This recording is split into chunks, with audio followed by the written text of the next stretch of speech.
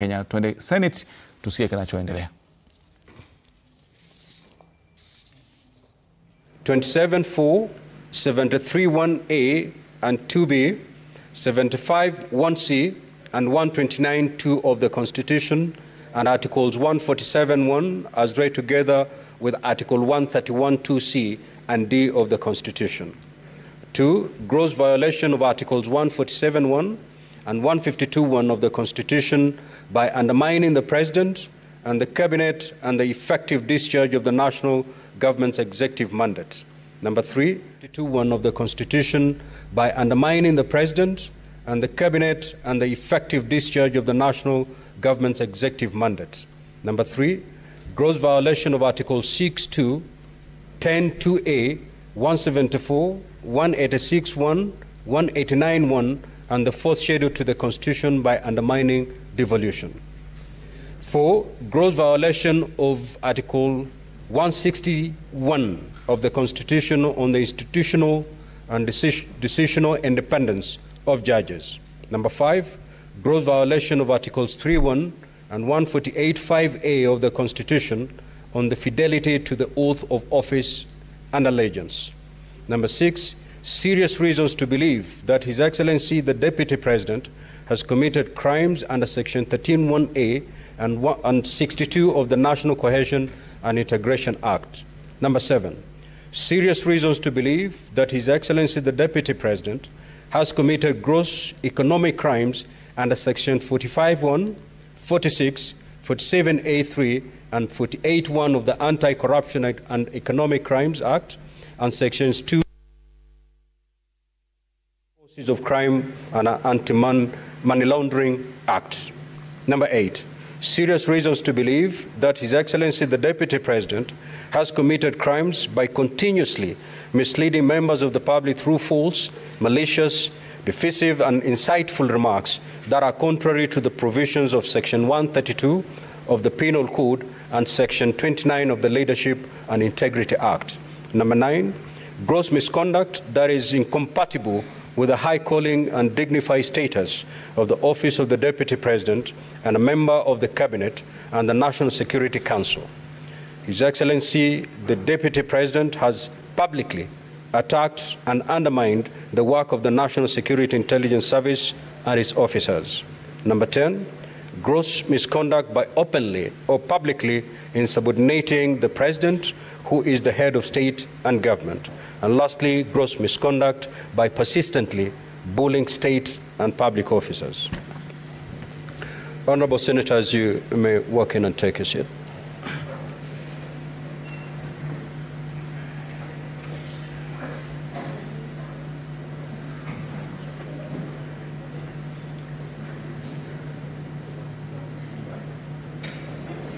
Senator Okoli, take your seat.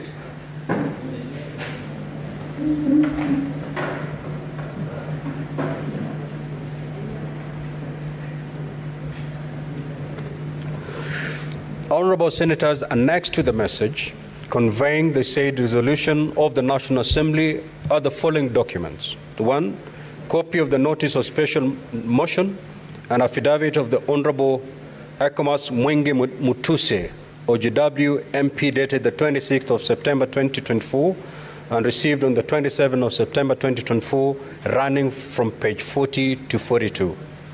2, electronic evidence relating to the special motion contained in a flash disk. Order papers for the 1st of October 2024. Communication from the Chair number 046 of 2024, issued on Tuesday the 1st of October 2024. Communication from the Chair number 047 of 2024, issued on Tuesday the 1st of October 2024. Certified Hansard and votes and proceedings of 1st of October 2024. Communication from the Chair number 048 of 2024, issued on the 2nd of October 2024. Letters of appointment of advocates, Swanya and Company Advocates for His Excellency the Deputy President, Dustin Omari Advocates for Morani Manufacturers Limited. Letter to His Excellency the Deputy President forwarding the notice of motion. Affidavit of service on His Excellency the Deputy President. Order paper for 2nd of October 2024, certified Hansard and votes and proceedings for the 2nd of October 2024, public participation advertisement of the 2nd of October 2024 for Daily Nation newspaper, Standard newspaper, and the Star newspaper. Public participation advertisement of the 3rd of October 2024 for the Daily Nation newspaper, Standard newspaper, Star newspaper, and Taifa Leo. Public views template, English and Swahili. Memo to constituency county office managers dated the 4th of October 2024. Public participation advertisement for the 4th of October 2024 in the Daily Nation newspaper, Standard newspaper, and the Star newspaper. Order issued by the High Court sitting at Kerugoya on Friday, the 4th of October 2024. A press statement by the Clerk of the National Assembly on the extension of public participation issued on the 4th of October 2024. Public participation advertisement of 5th of October 2024 placed on the Standard newspaper and the Nation newspaper. Public participation report tabled on the 8th of October 2024. Response to the notice of special motion from His Excellency the Deputy President received on the 8th of October 2024 at 4 p.m. Electronic evidence by His Excellency the Deputy President relating to the special motion contained in a flash disk. Order paper for the 8th of October 2024. Communication from the Chair number 049 of 2024 issued on the 8th of October 2024 and a certified Hansard and votes on proceedings for 8th of October 2024. Honorable Senators, kindly work and take your seats.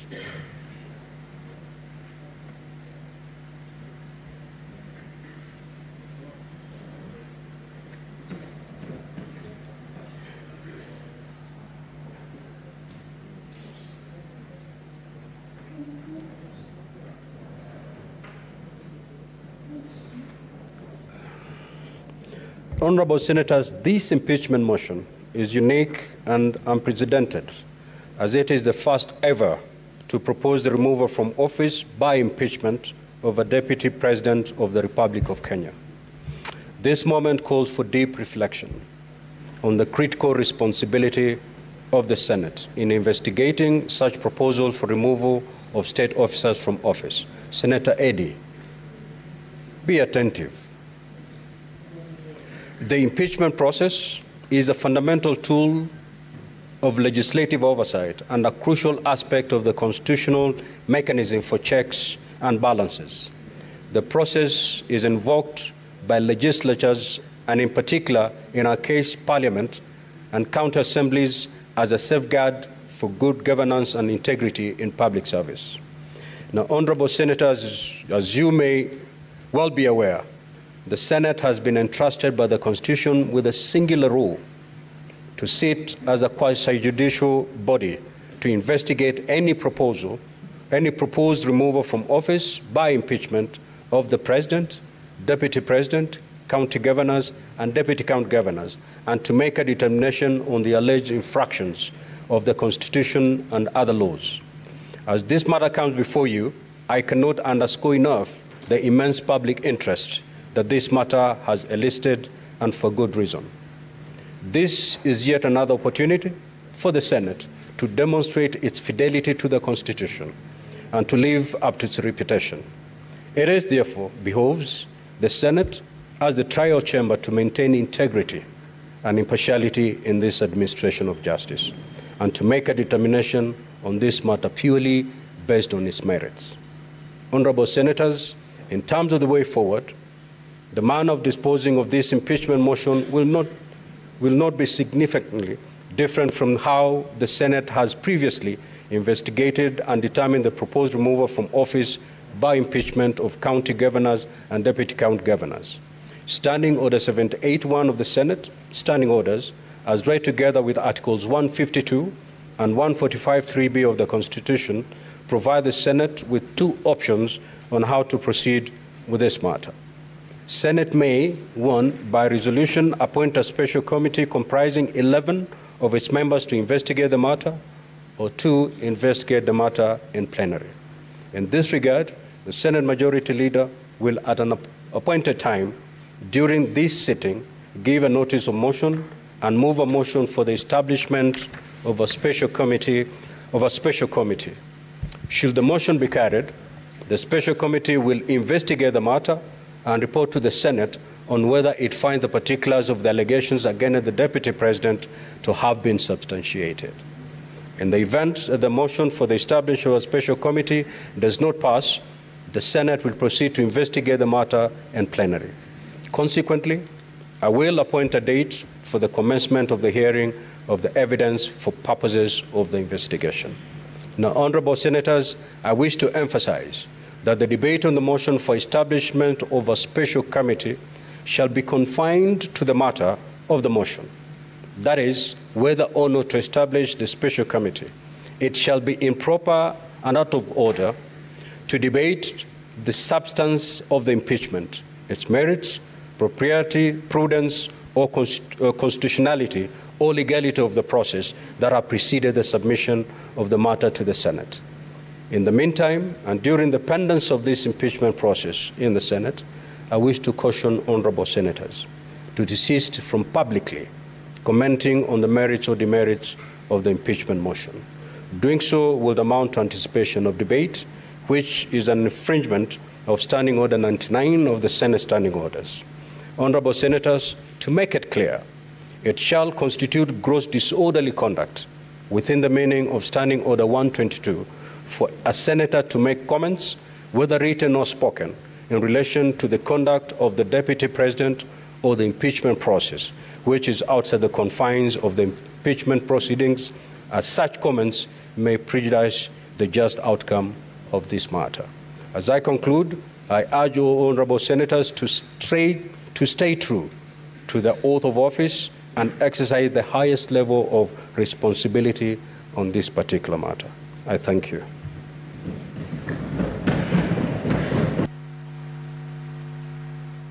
Now, honorable senators, a supplementary order paper has been circulated.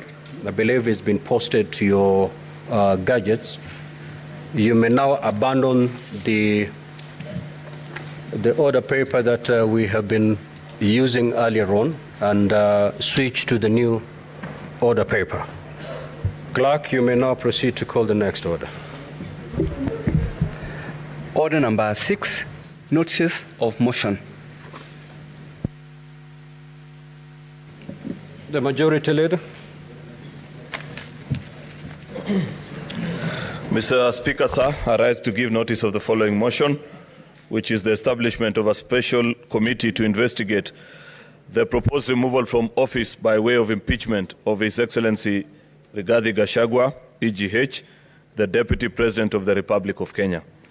That whereas pursuant to Article 151B and 2 and Article 145 of the Constitution and the National Assembly Standing Orders number 64 and 65, on the 8th of October 2024, the National Assembly approved a special motion for the removal from office by impeachment of H.E. Gachagua, EGH, Deputy President of the Republic of Kenya. And further, whereas by letter reference NADLP TBO MTS 2024-025, dated 8th of October 2024 and received in the office of the Speaker of the Senate on the 9th of October 2024.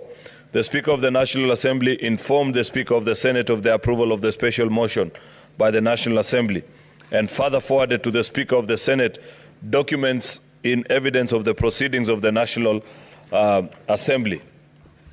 And whereas pursuant to Article 145(3)(b) of the Constitution, as read together with Article 152 of the Constitution and Standing Orders 78(1) and 79 of the Senate Standing Orders, the Senate may by resolution appoint a special committee comprising 11 of its members to investigate the matter.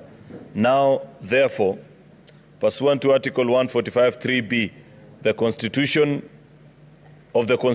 as read together with Article 152 of the Constitution and the Standing Orders of the Senate Standing Orders, the Senate resolves to constitute a special committee to investigate the proposed removal from office by impeachment of H.E. Gachagua, EGH, Deputy President of the Republic of Kenya. I thank you, Mr. Speaker. Next order.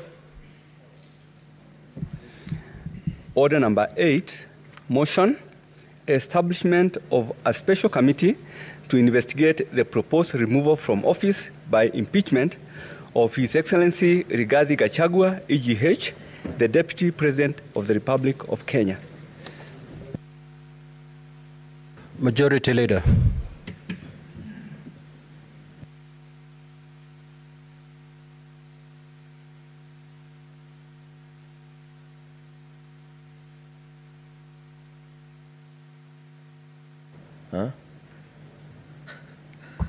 Thank you, Mr. Speaker. Mr. Speaker, there is a motion on I beg to move the following motion: the establishment of a special committee to investigate the proposed removal from office by impeachment of H.E. Rigathi Gachagua, EGH, Deputy President of the Republic of Kenya, that whereas pursuant to Article 151B and 2, Article 145 of the Constitution and the National Assembly Standing Orders 64 and 65, on 8th of October 2024, the National Assembly approved a special motion for the removal from office by impeachment of His Excellency Rigathi Gachagua, EGH, the Deputy President of the Republic of Kenya.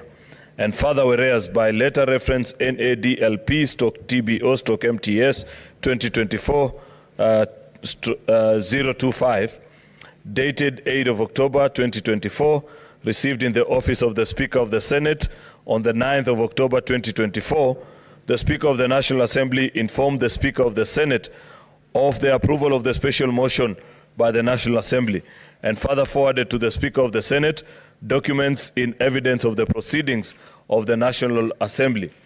And whereas pursuant to Article 145(3)(b) of the Constitution, as read together with Article 152 of the Constitution and Standing Order 78(1) and 79 of the Senate Standing Orders, the Senate may, by resolution, appoint a special committee comprising of 11 of its members to investigate the matter.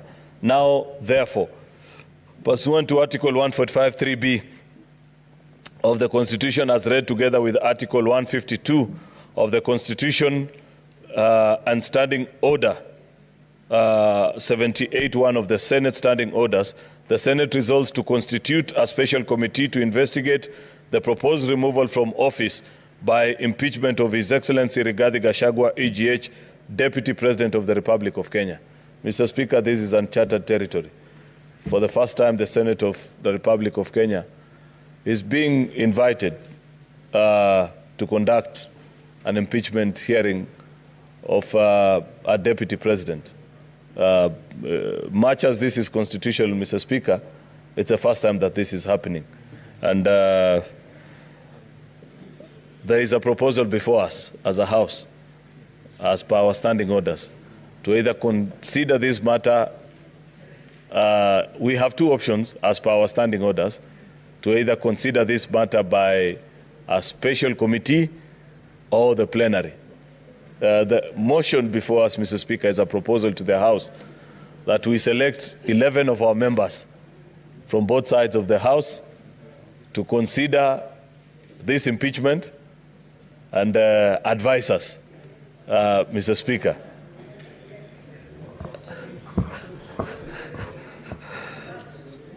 Mr. Speaker,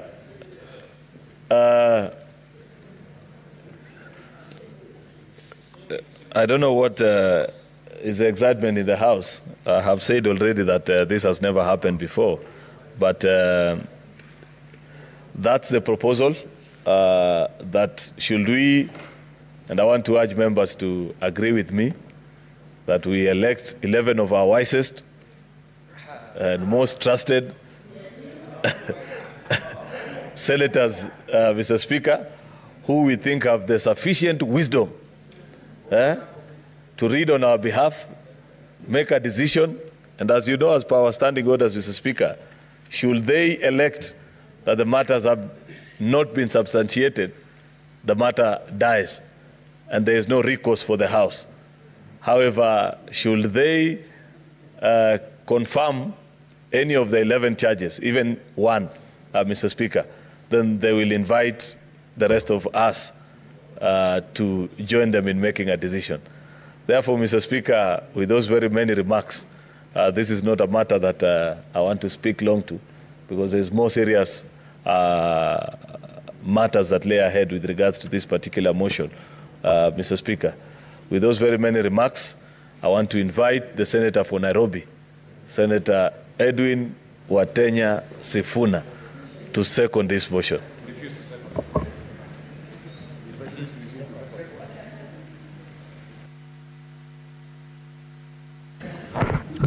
Thank you, Honourable Speaker. As you have indicated in your communication, indeed this is a matter that is extremely unique, that has elicited immense public attention, and therefore, Honourable Speaker, given the mood of the House and especially on the minority side, I respectfully decline to second that motion.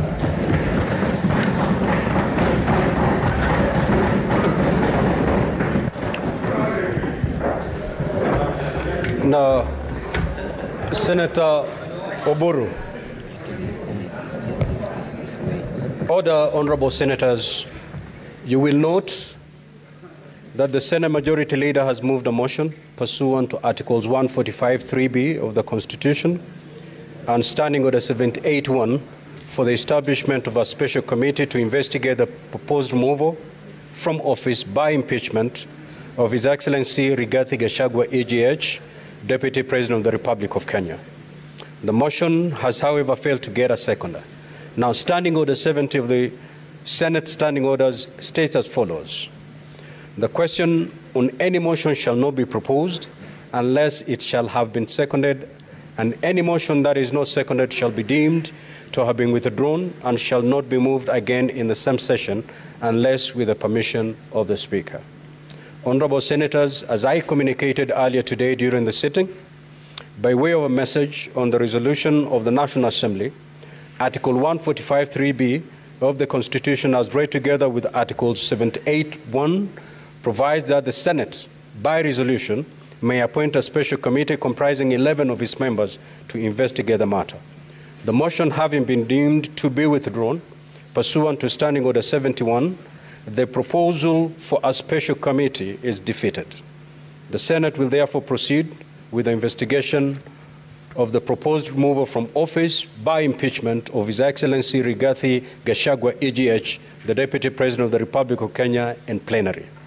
Honourable Senators, in line with the schedule of activities for an impeachment hearing in plenary, I hereby give the following directions. A, the clerk to issue invitations to appear to the Deputy President today, Wednesday, the 9th of October, 2024. B, the clerk to issue invitations to appear to the National Assembly today, Wednesday, the 9th of October, 2024. The parties to file their responses with the Office of the Clerk of the Senate by Monday, the 14th of October, 2024, by 5 p.m. D, the clerk to circulate documents received from the parties, including the plenary hearing program, to all honourable senators upon receipt on Monday, 14th of October, 2024. And the Senate shall then investigate the matter in plenary on Wednesday, the 16th, and Thursday, the 17th of October, 2024. The Senate is accordingly guided. Thank you.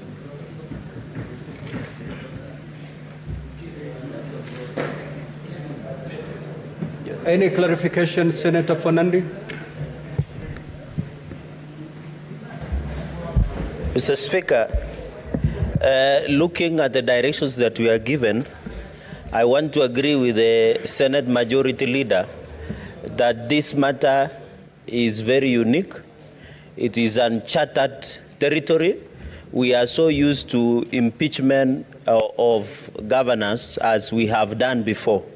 Mr. Speaker, when you look at our Standing Order 78 on Senate Standing Orders, and also, Mr. Speaker, I needed your guidance and clarity on the process, because looking at Standing Order 78 on the removal procedure for removal from state office, which includes the removal of the President, Deputy President or state office, Mr. Speaker, I want to invite Mr. Speaker, to request when you read under, sorry, Mr. Speaker, I'm trying to get second schedule of our standing orders, Part 1, Rules of Procedure when considering removal in plenary, either the president or the deputy president.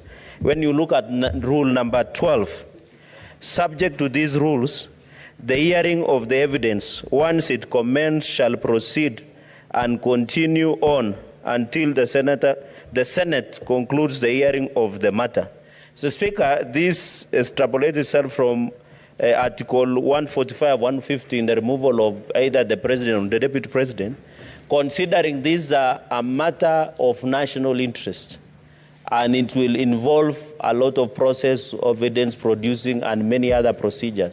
So, Speaker, considering the immense, would it be in order to request that, as per your direction, you increase even an extra day? You know, Mr. Speaker, they say justice should not be seen, should not only be seen, but to be seen to be done.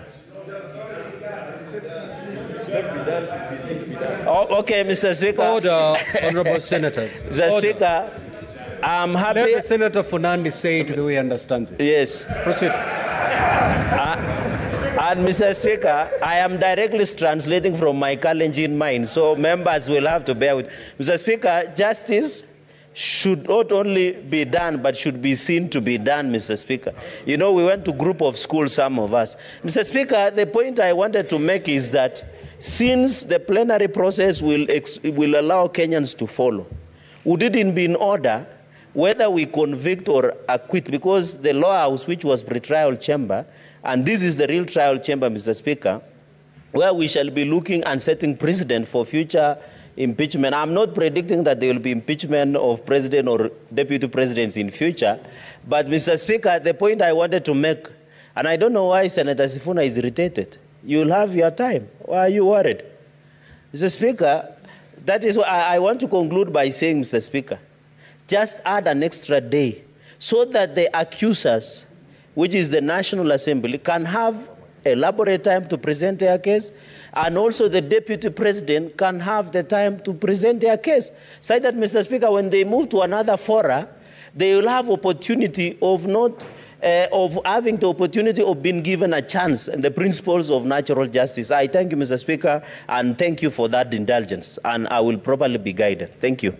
Senator Fernandez, as we sit here, we don't know the number of witnesses that will be called.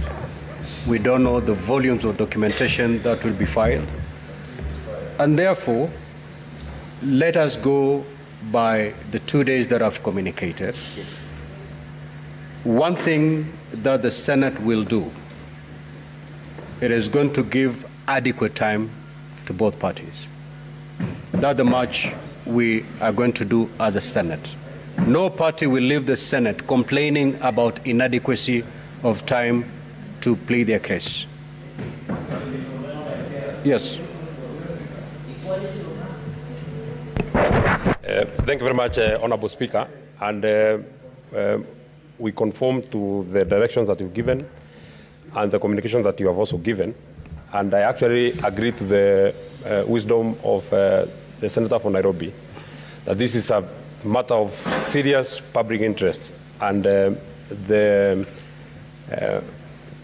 matter that is before us is so weighty, it cannot be left to the hands of 11 people. We need to hear it in plenary.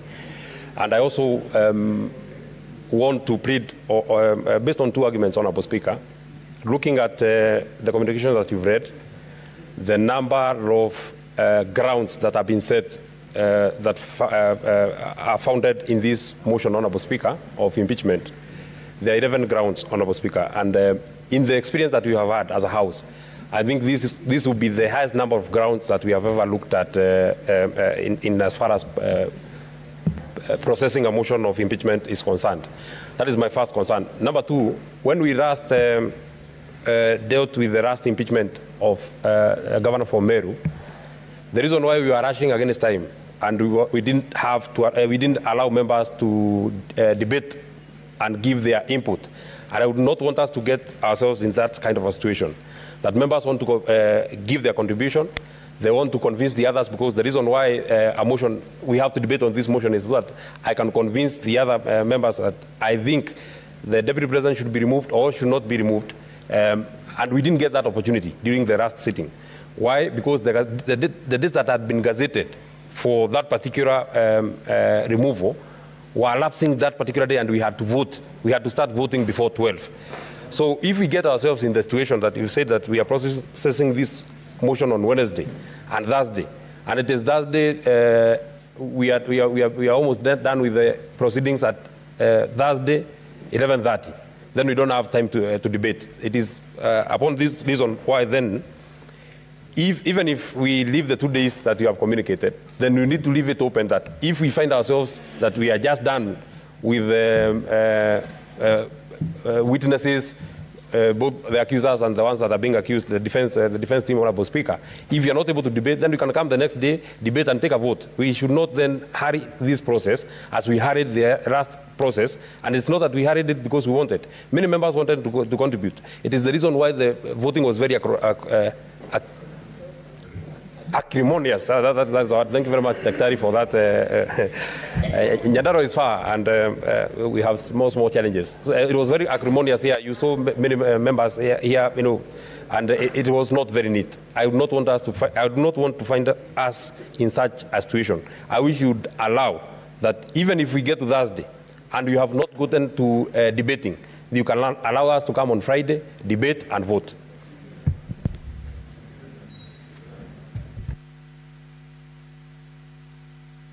Yes, Senator Wambua.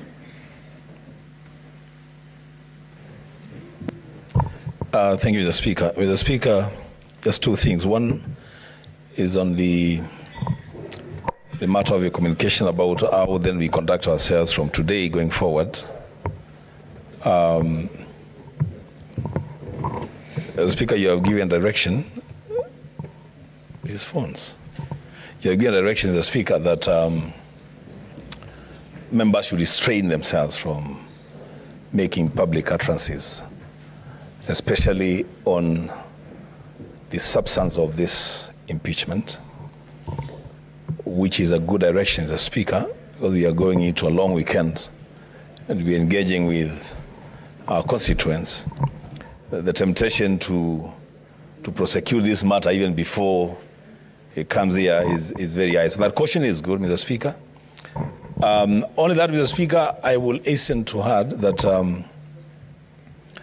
listening to the public wherever I go, and I don't go to a lot of places, Mr. Speaker, the whole world, the whole country is looking up to the Senate for justice to be seen to be done. In fact, there wasn't so much attention on the proceedings in the National Assembly. A lot of people saying, let's wait for this matter to go to the Senate. Mr. Speaker, this is a time that then the Senate of the Republic of Kenya must demonstrate real leadership. And the prayers that were being made by Senator Cheragay and Senator Medhu sit very well. That, Mr. Speaker, the assurance you have given that both parties will have sufficient time to prosecute their cases and to do what they have to do.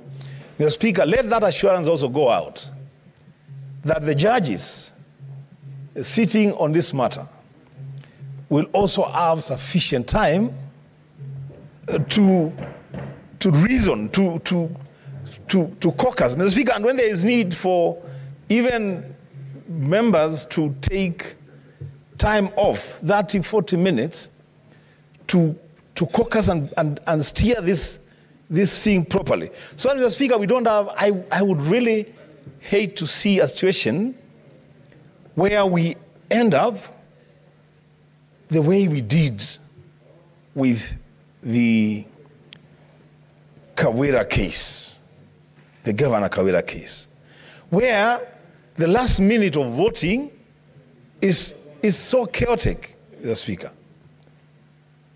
Mr. Speaker, one other thing that you may also Senator need to... Kadhuria, Just let him conclude so that I just give directions on this matter. Let us not prolong this debate.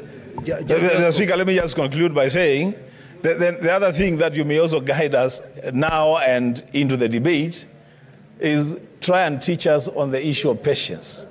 People should patiently listen to others. Just conclude. And especially when I express an opinion that is not in line with your opinion. What is your point of order, Senator? Oh, my Because goodness. you're really insisting. Thank you, Mr. Speaker, sir. Mr. Speaker, you know, if members will go that direction of Kawera Mwangaza case, Mr. Speaker, this case is in court. And what they're implying is that what was processed here was not right. Did you like So it is not it is not standing very well, Mr. Speaker, sir, because this matter has not been determined in the court. And one of the issues that has been raised by the parties is that some of the members did not vote. There was no time for discussion and all those matters, Mr. Speaker.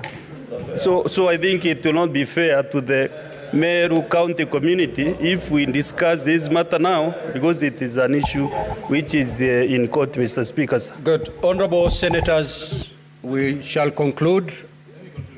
No, it's me to conclude, Senator Wambua. Now, this is my direction, and it's very much what I've already directed. Honorable Wambua, which floor I have taken away from you? So, Senator Wambua, you're out of order and leave the chamber now for the rest of the day. Leave the chamber. We need to be orderly in this matter. We're going to handle a very heavy matter. We cannot have any senator heckling the speaker. As we go to this impeachment, you need to behave, Senator Wambua. Leave the chamber now for the rest of the sitting. Leave the chamber. Leave the chamber. Leave the chamber, Senator Wambua.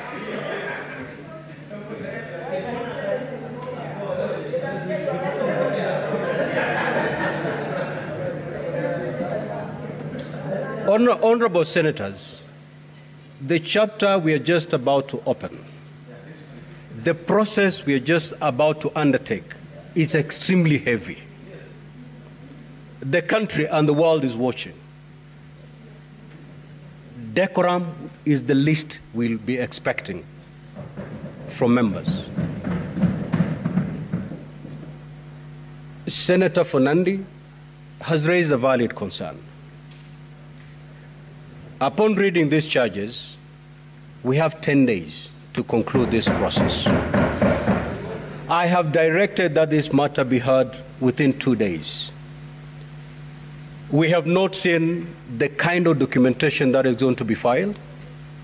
We have not seen the number of witnesses that are going to be called by each party. Once we see the documentation and the list of witnesses, and it becomes obvious that we cannot conclude this matter within 2 days, we have Friday. And therefore, let us cross the bridge when we get there. But one thing I want to assure the country is the Senate is going to do justice in this matter. All the parties are going to be given a fair, they're going to have their day in the Senate. There will be zero complaints after the conclusion of this matter. Let's rest it there, Honorable Senator. Next order. Order number 9, procedural motion to hold sittings on Monday, 14th October 24, and alter the hours of meeting on Tuesday, 15th October 2024. Majority Leader. Let's make progress, Senator Fatuma Dulu. Mr. Speaker, Let's make progress. I beg to move the motion, which is for the Senate to hold sittings on Monday, the 14th of October 2024, and to alter the hours of meeting on Tuesday, 15th of October 2024.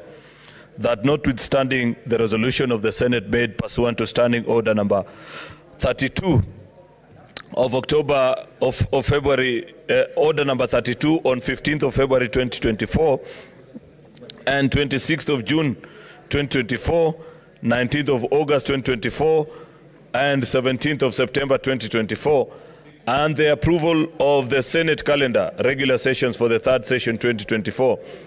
The Senate resolves: 1, pursuant to Standing Order number 34-4C,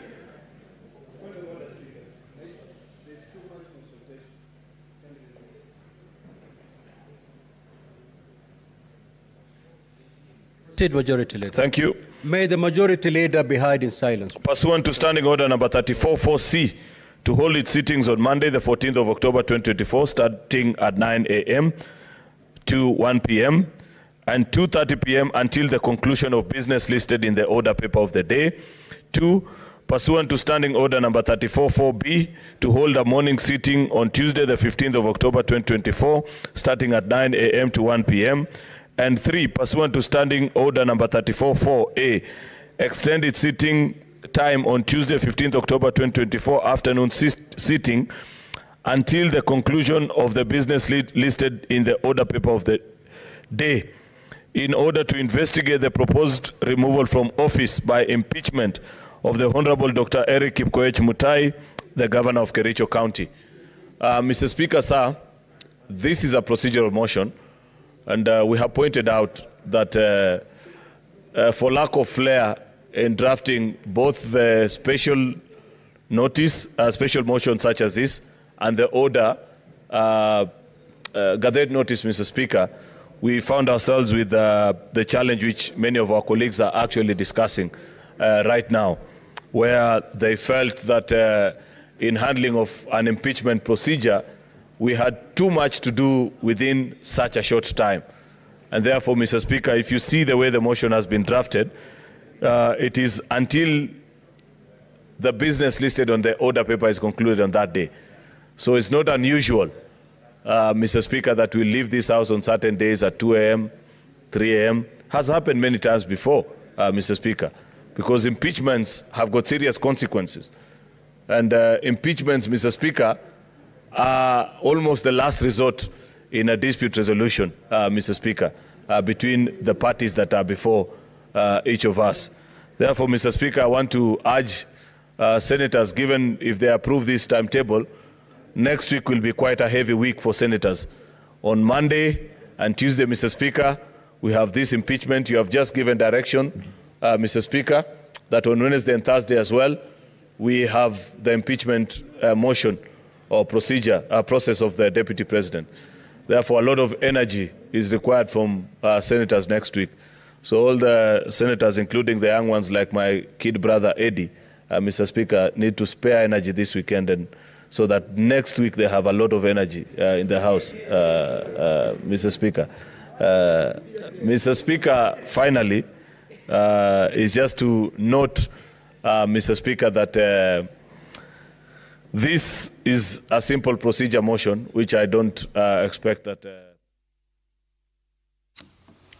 Na mtazamaji, nafikiri tumeweza kupata kidogo mwelekeo kuhusiana na kura ile ya kutokuwa na imani ama ya kumbandua naibu wa rais Rigathi Gachagua. Manake hapo jana, kwa mujibu wa taratibu zilizopo, kwamba ilikuwa Senate ina siku 7, ilikuwa ina siku 7 baadaye ili kutengeza, kuamua mara mbili, kuleta hoja ya kutengeza kunda kamati ya watu 11 ama hoja hii kuweza kusikizwa paruanja na maseneta wote. Lakini kabla siku 7 hizo, siku ya kwanza tu asubuhi ya leo, Seneti ikaweza kuchapisha katika gazeti rasmi la serikali kwamba leo itairisha vile vikao vingine, ikiwepo kile kimoja ambacho kimefanyika asubuhi ambacho kinamuhusu Waziri Musalia Mudavadi.